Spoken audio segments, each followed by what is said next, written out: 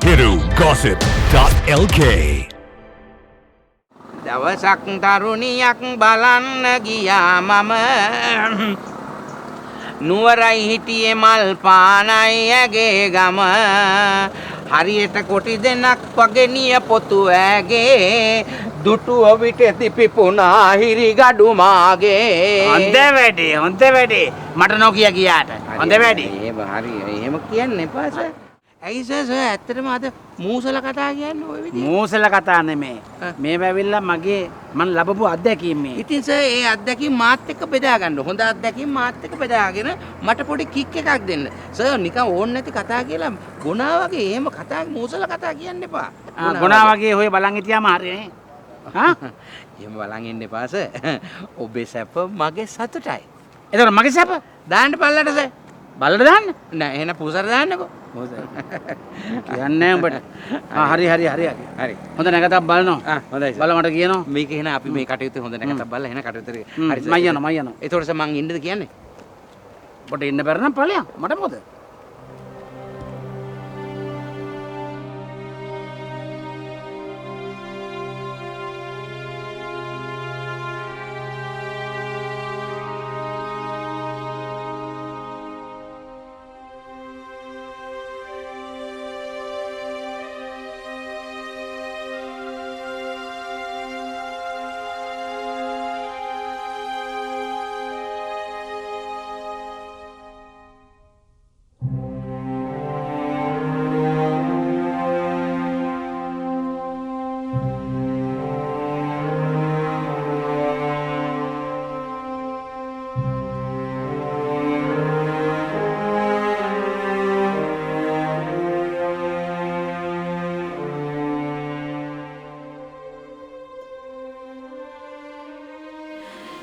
විජේනාදසර කියන්නේ අති විශේෂ පුද්ගලයෙක් ඇත්තටම පෙම් කරන කාලේ එයා ආදරණීය පෙම්වතේ විවාහ වුණාන් පස්සේ ආදරණීය ස්වාමි පුරුෂයෙක් අපි විවාහ වෙලා අපිට දරුවෝ දෙන්නෙක් ඉන්නවා ඊට පස්සේ එයා දයාබර පියෙක් ඇත්තටම අපි වටා වසාගත් මහා යෝධ රුක්ෂයක් වගේ මහා මෙර වගේ මේ මහා මෙර අපෝ දාලා ගියා මට යන්න නැති වේදිකාව නිකන් හරි පාළු සෝනක් වගේ මට පේන්නේ ඇතරම මට එයාටම ආවේනික වූ වෙනස්ම රංග ශෛලියකින් එයා ප්‍රේක්ෂකයන්ට කිට්ටු වුණේ ඒක එයාට මත විශේෂ වුණා වයස් ભેදයක් තිබුණේ එයාට ප්‍රේක්ෂකයෝ පුංචි දරුවා ඉඳන්ම වැඩිමහල් කෙනෙක් එක්වා තරාතිරමක් නැහැ හැමෝටම ආදරය කරා හැමෝටම ආදරය කළා පිය මොටම හොරෙන් යා කිය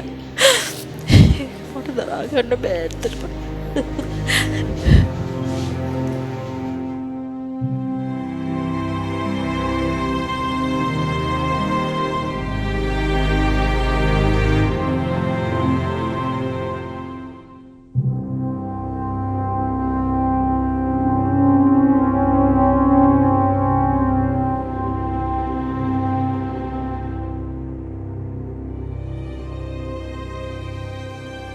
විජය නැති වෙන්න දවසට කලින් දවසේ අපිත් එක්කමයි මල්වඩම්මන වශයෙන් නාට්‍ය තංගල්ලේ රඟ දක්වලා ආවේ.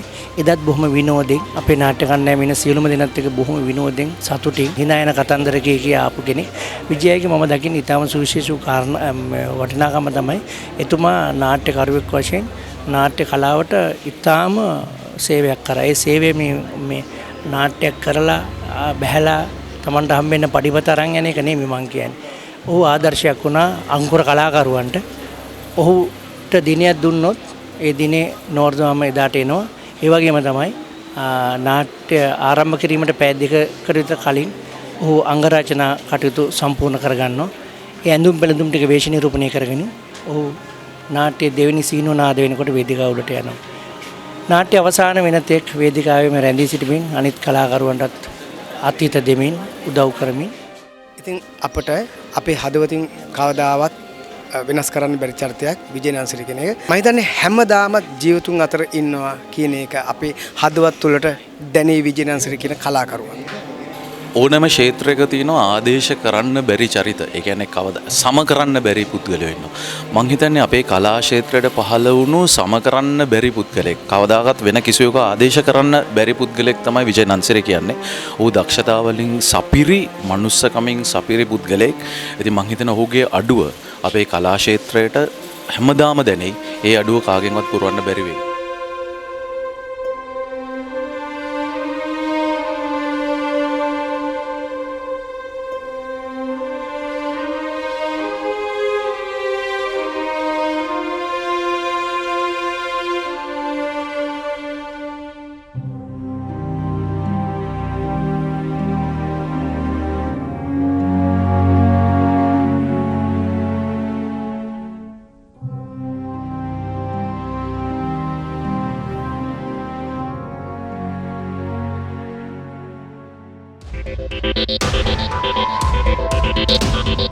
Hiru Gossip.lk